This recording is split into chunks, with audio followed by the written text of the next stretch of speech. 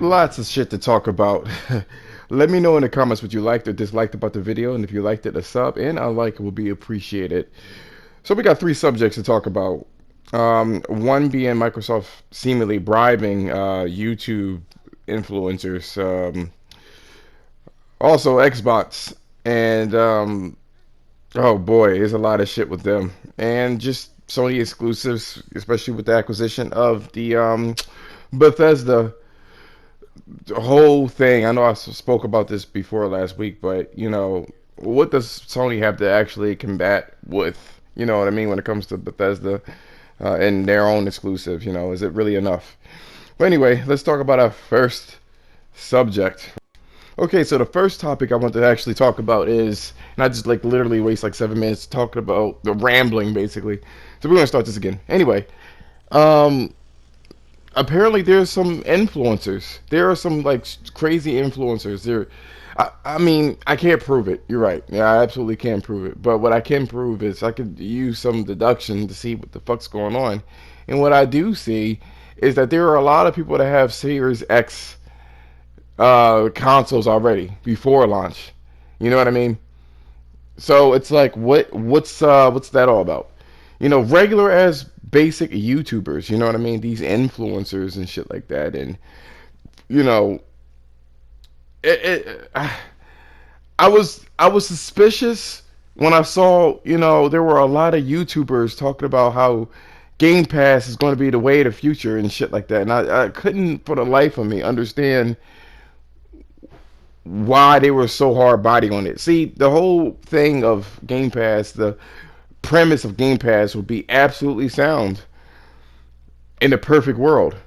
We don't have anything that kind of shows that this is actually going to work or in good faith of Microsoft is what they're going to do. But that's trailing into another topic. My point is that there's a lot of people on Twitter and the internet in general that already have their copies or not copies of the console of the Xbox Series X. Like yeah, I knew that motherfucker was suspicious as shit when he kept saying all sorts of things. Oh, this is anti-consumer, blah blah blah, and all of a sudden you get this console delivered. And again, you don't have to pay people off with actual money. Sometimes you just bribe people with fucking fruits and bananas and shit like that. Because these motherfuckers is just, they bribing them with a fucking console. And if they want some early swag, they're going to innately speak well of that. So they can continue to get it. And the same thing with Digital Foundry, they're not getting paid off, but they definitely want to be they want to be flued out to the Microsoft headquarters or wherever the fuck it is, to get that extra swag. But I mean, you guys gotta like really look deeply into this shit and see it. Just kind of just follow the breadcrumbs of how these influencers are just on the side of Microsoft, and then all of a sudden they get a console. You know what I mean? Don't that look suspicious to you?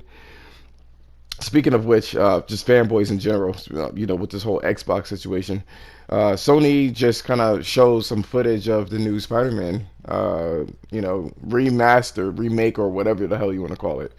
And, they were proud about the ray tracing that they showed in there, and then all of a sudden they got hit with, like, massive scrutiny. Not only did they hit with scrutiny with the ray tracing, but they got hit with scrutiny for the model, change of Peter Parker, which I'm not getting into.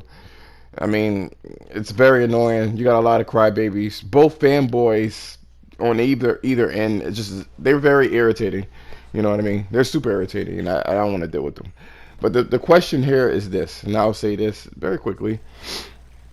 Somebody got a screen grab of Spider-Man on a window, which is supposed to show the ray tracing, right?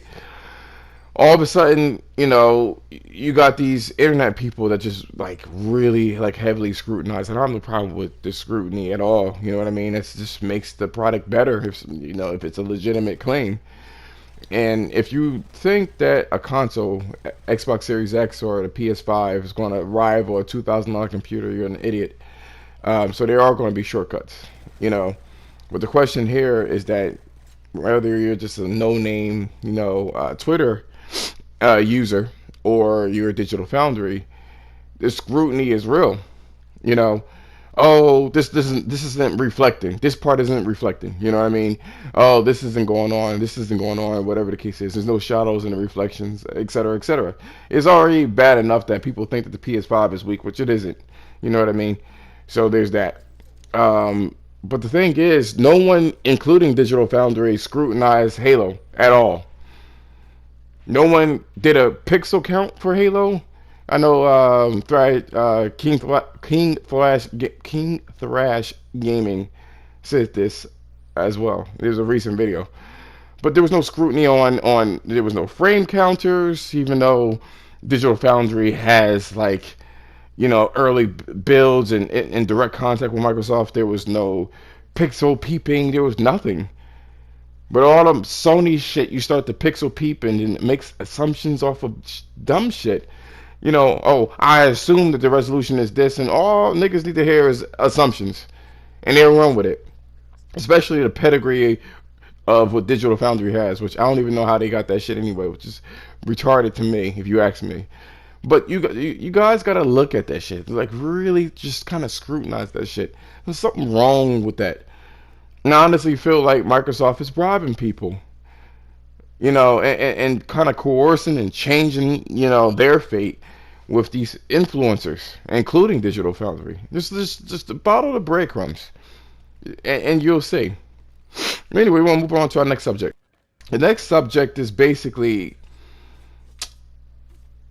now that Microsoft sold or bought Bethesda and whatever parent company that was, um, a lot of talk about Sony needs to buy a huge, publisher like Ubisoft or whatever the case is.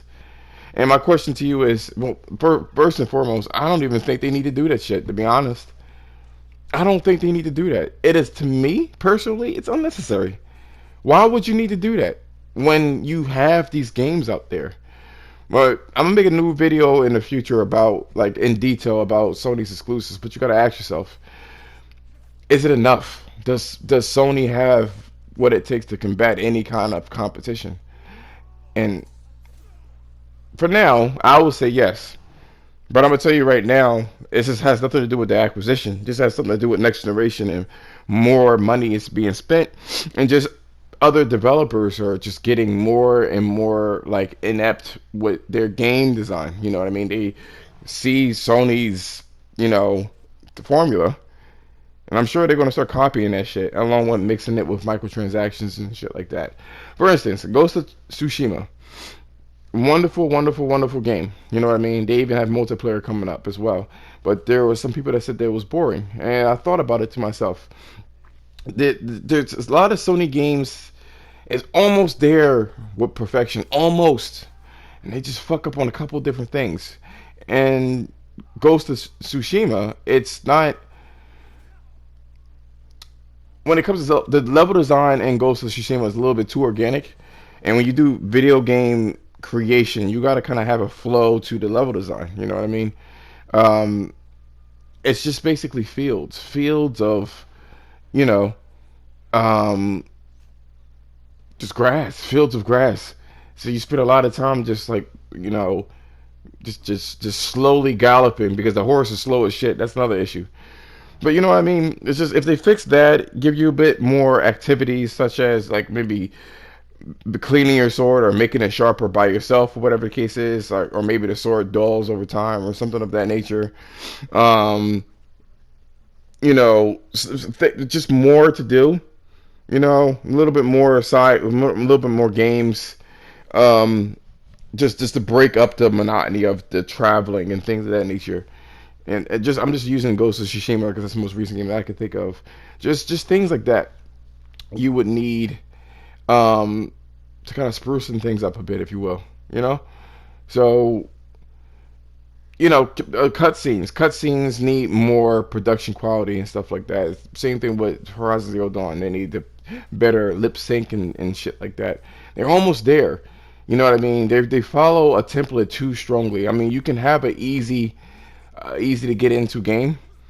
But they're gonna have to try harder this generation because again, because they are the market leader, it's hard to. It's very difficult. Put it that way. It's going to be difficult. You got Ubisoft constantly improving their shit, and everybody else is constantly improving their shit. And I hope Sony keeps that there and it keeps innovating. You know what I mean? And they definitely need multiplayer shit. You know what I mean? I don't really give a fuck about microtransactions, but you need multiplayer to keep the games engaged. So their formula is this: they have really good single player games.